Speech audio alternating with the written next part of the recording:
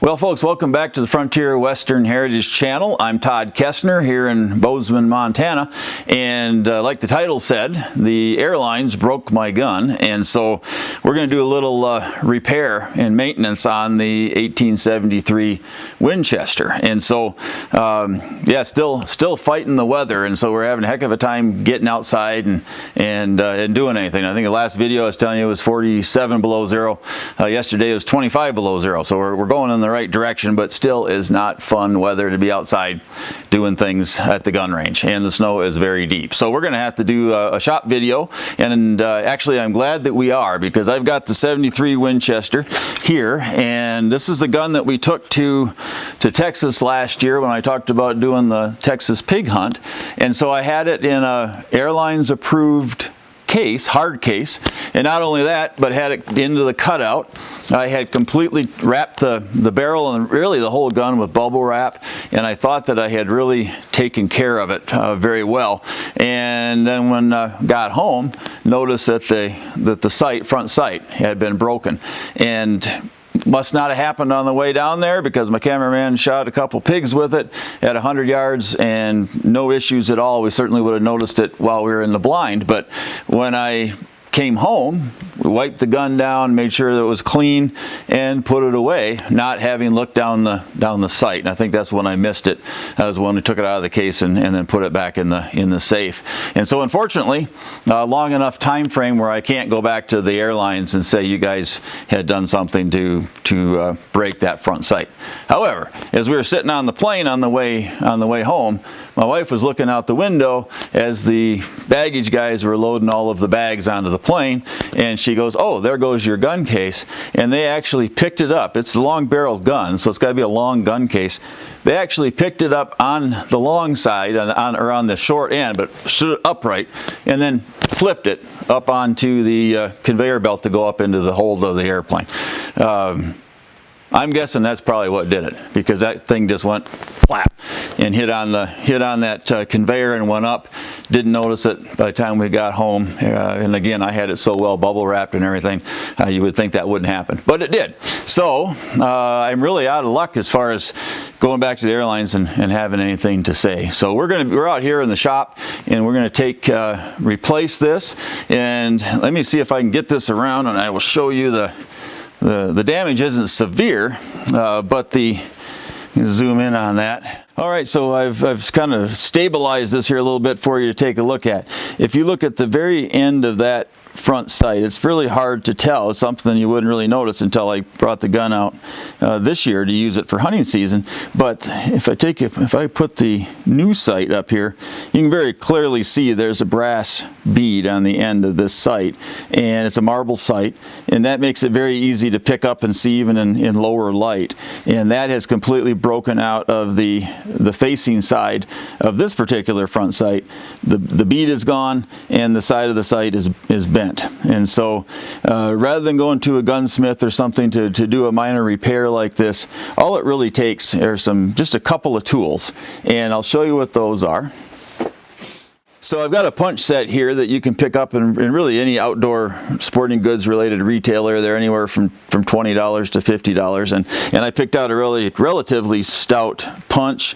Came with a hammer, so out of this kit I just need these two things to remove the sight that's broken, and to put the sight that is not broken in there, to replace the sight, all I've got to have is just a regular file, and we're going to file this sight down a little bit at a time, and then keep fitting it in until it fits appropriately.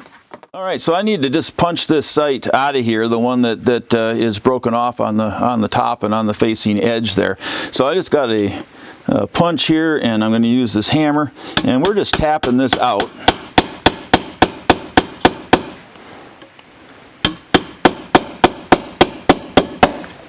Until we get it to pop out the other side. I'm going to lift it a little bit on my finger. There we go. So that's all there is to it. The sight with no bead is out of there, and for $12.99 I've got a new sight. Yeah, and excuse the sore on my finger. That is for another video. And yes, Josh, if you're watching, the Walker mold gets very hot. But like I said, that's for another video. So I know that I need to drive this sight, and I'm going to flip the gun over. I know I need to drive this sight in from this side, so it's the same way that the other one came out, and it's the way the other one went in.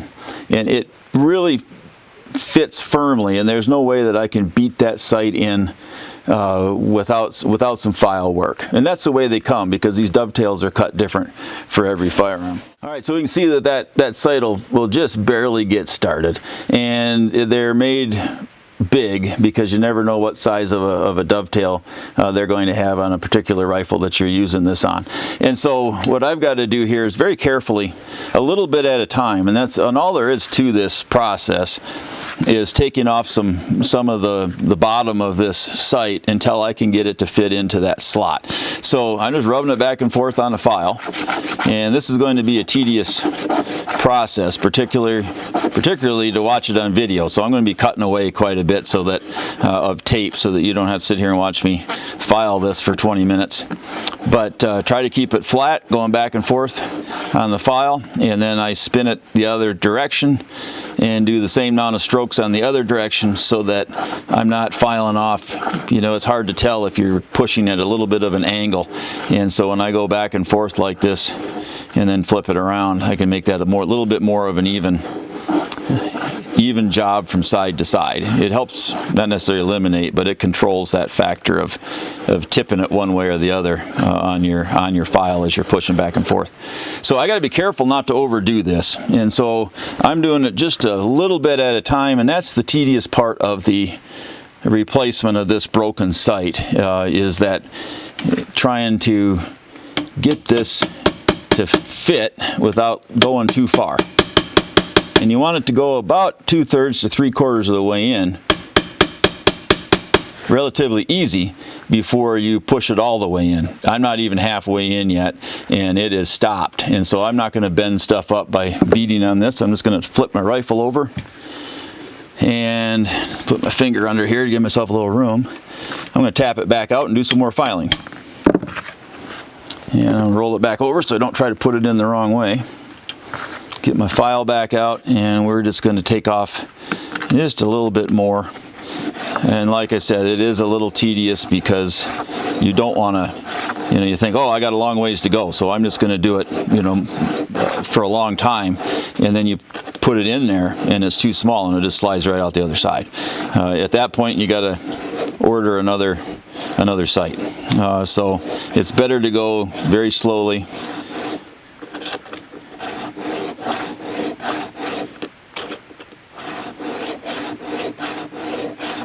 And not overdo it, because once you overdo it, you are done. So let's see where we are now.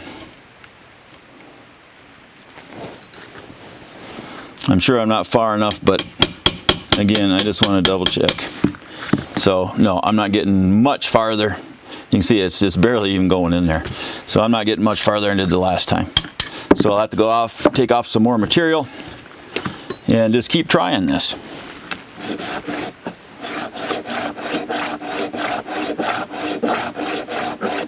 Flip it around, and we'll try it again. What is this? This is our third trip to the dovetail here. Yeah, we're still not even close.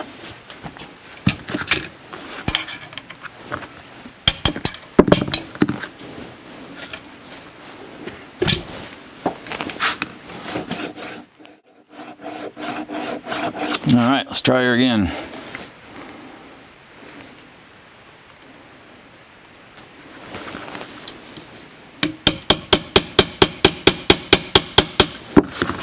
Okay, well, we're making a little bit of progress. We're about 1/4 of the way in. So what was that, our 4th trip? And really, this is all there is to it. I'm going to probably not have you continue watching me, because you kind of got the idea. I'm going back and forth until I get enough material off of this thing to be able to get that in. When I put this sight in, I'm going to eyeball it to the center of the barrel the best I can, and actually I've been pretty darn lucky doing that, going to the range and really not needing much windage adjustment at all when I go to the range, just by eyeballing it. But you can't trust that, obviously, so now I've got to sight the gun in again. Now let's see what we got. Okay, now it's going in by hand a little bit. Yep, and that's it. And we're starting to make some progress.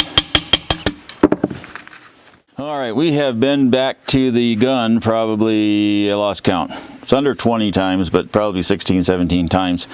File a little bit, put it in, file a little bit, put it in. So we are getting extremely close to having this thing ready to go in there. And so I want to be really careful that I don't overdo it. And you know, if you're doing this and you overdo it, and you've basically ruined one of the, you know, a front sight that you just bought, you know, you're out like $12.99. So that's not the factor that should keep you from trying some of these things. And the key is you want it to go in easy enough so that you're not bending the notches on your dovetail on your barrel, but not so easy that it's real easy to move with a punch.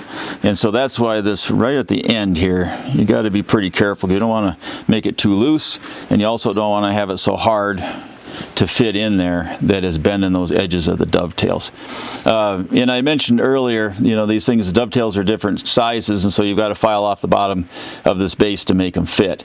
And that is true, but they're also different widths from side to side.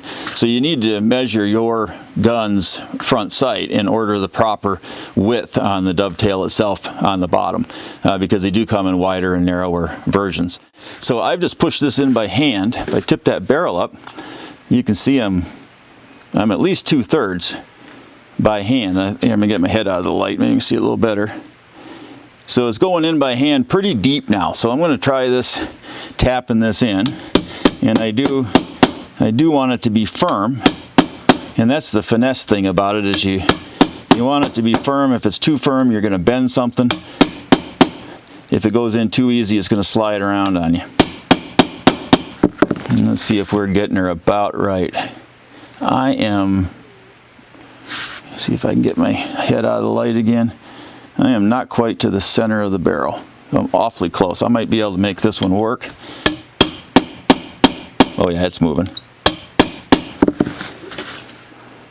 And I need to go a little bit farther. And again, I'm just eyeballing this. And I have been lucky before, going to the range twice now after putting on a sight and having it be darn near dead on and not really having to do much adjustments. I'm going to blow some of that dust off, shavings from the file, and make sure I'm looking at this in the right light. And just go a hair farther.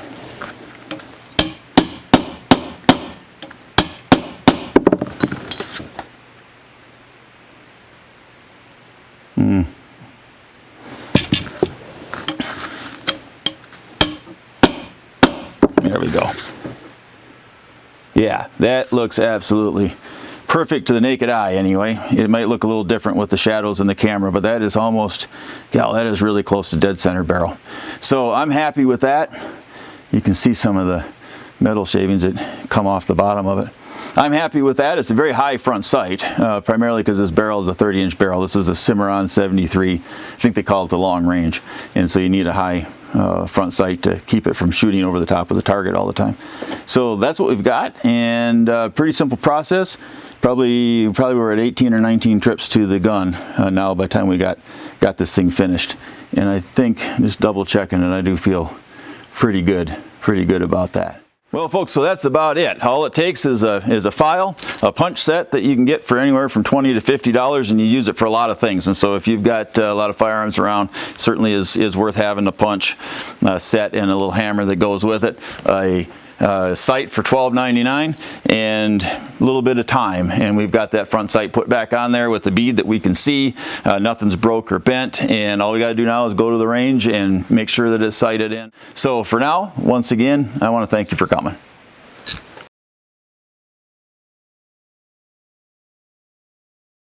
That's a little less scratchy because that's really annoying.